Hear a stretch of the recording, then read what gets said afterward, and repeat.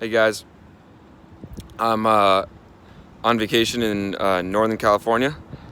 I just had to get on because the NBA never sleeps. Anthony Davis is a Laker, and I am very excited.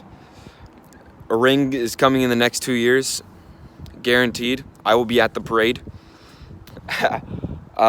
This is spectacular, and I am very excited.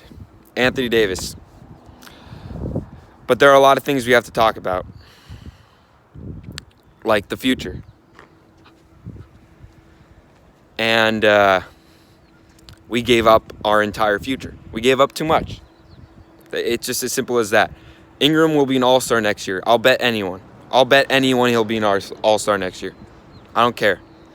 Lonzo Ball will be all defensive, first team, or one of the teams. I think first team next year. I will bet anyone that. He will form the best defensive backcourt in the league with Drew Holiday. And then you get Zion Williamson. And you have Randall, if he chooses to re-sign, who is an all-star. And then you have the number 4 pick plus 2 more first-round picks. How do you trade 3 out of the 4 of the young core? Oh, I forgot to mention Josh Hart. Josh Hart, who can guard 1 through 4 and is a team player who exactly you want on your team. It's ridiculous. I can't believe it. And then you trade 3 first-round picks, including the number 4 overall pick, which I think will be Darius Garland, who could be a star, all-star probably, is a shooter at least, and Zion Williamson, who's a future MVP in this league. The Pelicans have a dynasty now. A dynasty. And then you got cap space now because you traded Anthony Davis, who has a bigger cap than all these players. It's kind of ridiculous how much the Lakers gave up. It's worth it. It's worth it because of championship in the next 2 years. But after Bron leaves, we're in trouble. We're where the Pelicans were last year. Maybe. Kuzma has to step it up and become an all-star. Not this year because the team will be too stacked for him to be an all-star next year. And I think he's the worst of the 3. He's the one that fits the best, but he is the worst out of Lonzo, Ingram, and him. It's just that simple. And we only have $27 million to $33 million in cap room, and we could put that all to a third max player, but we could also use it for depth, because this reminds me a lot of 2013. Remember when we traded for Dwight Howard and traded for Steve Nash? It's a lot to give up, and depth is very important. It's very underrated in today's game. Look with the Raptors. They just won the NBA championship with depth. Injuries matter, and especially because Anthony Davis has never played a season, has only 2 seasons in his entire career with 75-plus games. Only 2. And LeBron just had his biggest injury season of his career.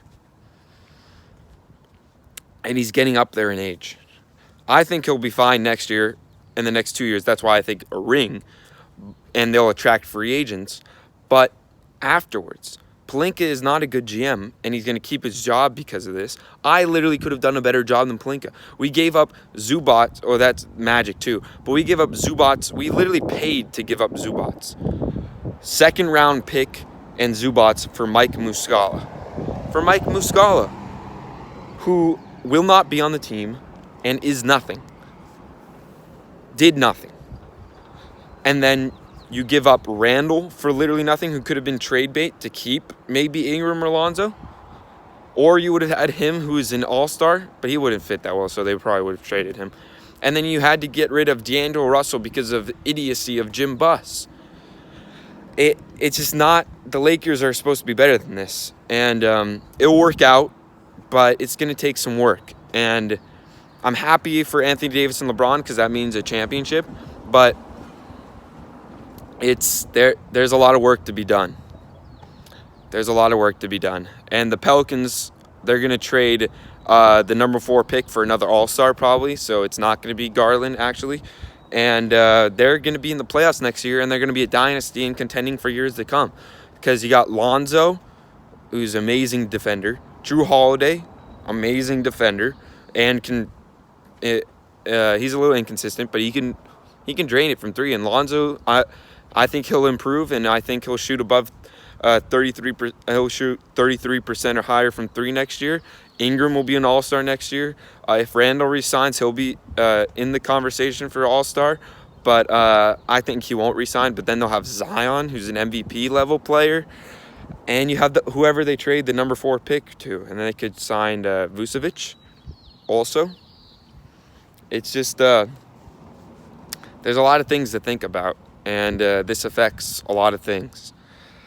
I'm a little upset because I invested so much in these players, and then you just give them away for one player. I feel like I lost a piece of myself because I'm a diehard Laker fan, and I invested so much in these players over some tough times, and I don't want to see tough times again. It just shows that the front office is not concerned with the future at all. They're not. The future it's not certain, but the ring makes it all worth it. That's the main sentiment I'm gonna make this video. It's like AD makes it worth it, but it'll be tough. Anyway, go Lakers, AD LeBron, let's go.